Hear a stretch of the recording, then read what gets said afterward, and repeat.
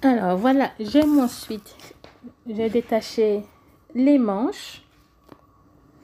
Donc je vais faire ça au fur et à mesure parce que je ne sais pas encore comment je vais la customiser. Donc je commence par les manches. On verra bien au fur et à mesure ce qui sort de ma tête. Alors pour la capuche, je ne sais pas encore ce que je vais faire. Donc voilà, elle va aussi être customisée. Les poches également, je ne sais pas encore. Elle va aussi être habillée. Donc, comme je dis, je ne sais pas encore ce que je vais faire. Voilà. Donc, au fur et à mesure, les idées viendront. Donc, voilà, j'ai donc coupé les manches dans le tissu wax. Je me suis servi comme gabarit la manche, bien évidemment.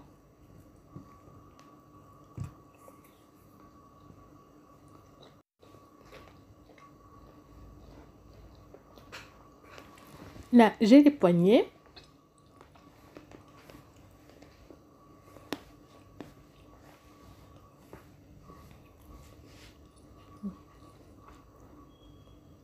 Ensuite, je vais prendre un morceau de chaque, donc un morceau de wax et un morceau de tissu suisse, je peux dire. Là, je marque l'envers sur mon tissu wax.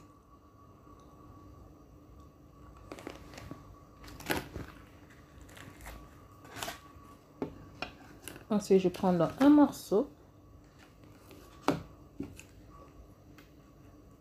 que je vais poser sur la manche en polaire. Voilà, je vais mettre donc la manche wax par-dessus. Donc, mon polaire, l'endroit est face à moi. Et je vais faire pareil avec la manche en tissu wax. L'endroit est face à moi également. Donc, je n'ai pas jeté mon tissu polaire, donc l'ancienne manche, parce que ensuite, ça tient quand même chaud, n'est-ce pas? Pour avoir un minimum chaud. Donc, voilà. Maintenant, ce que je vais faire, c'est que je vais sécuriser les deux morceaux de tissu en mettant des épingles. Tout simplement pour que ça ne bouge pas parce que ça glisse. Au moment de la couture, je risque d'avoir un peu de déformation. Donc, je préfère mettre les épingles pour sécuriser.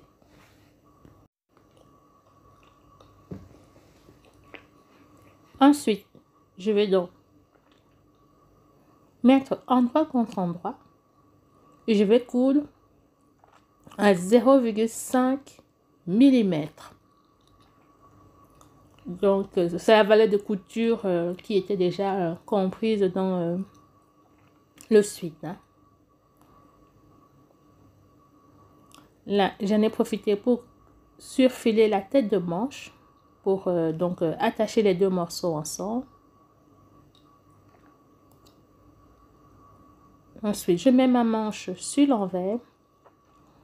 Ah oui, j'oubliais, la piqûre, vous pouvez le faire à la surjeteuse ou alors directement au point zigzag avec votre machine classique, d'accord? Moi, ma surjeteuse, elle me fait des misères, donc je l'ai fait avec ma machine à coudre. Donc voilà, je place mon poignet, je fais en sorte que les coutures coïncident et je vais épingler tout autour et coudre à 0,5 mm également.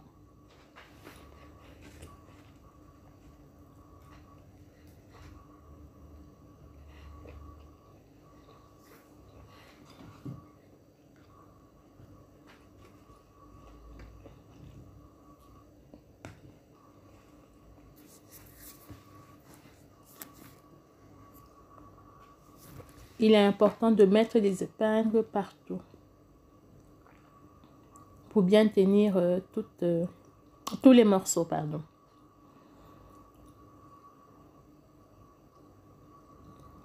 Voilà.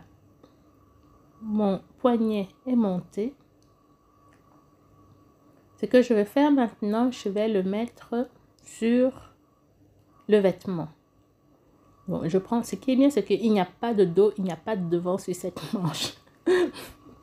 Donc, les deux têtes de manche sont identiques. Donc voilà, je prends ma manche et je le mets endroit contre endroit en faisant coïncider la couture.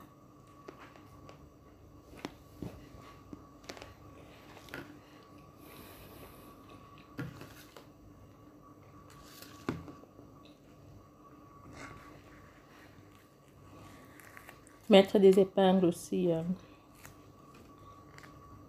autant que vous le souhaitez. Et je vais passer à la couture à 0,5 mm du bord. Je vais faire pareil avec l'autre partie.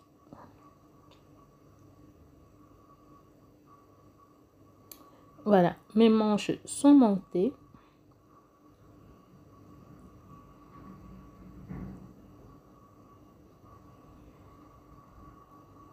Voilà ce que ça donne.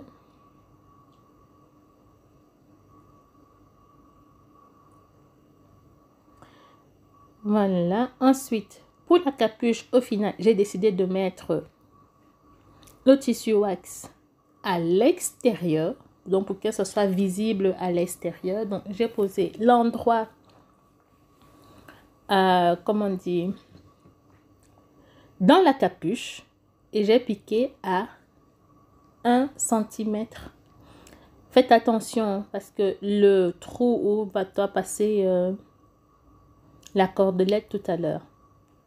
Donc là, je suis sur l'envers. Donc, je vais coudre là à 1 cm. J'ai pris 1 cm justement pour éviter le l'œillet où doit passer la cordelette. Voilà le résultat. Voilà ce que ça donne. Donc là, ma capuche est à l'endroit. Donc, l'endroit de ma capuche se voit sur l'endroit. Je ne sais pas comment vous expliquer ça, sur l'endroit. Donc, elle est visible si vous voulez. Là, maintenant, je vais faire un point à 2 mm du bord. Et là, je vais faire par après une boutonnière pour pouvoir passer la cordelette. Et voilà le résultat.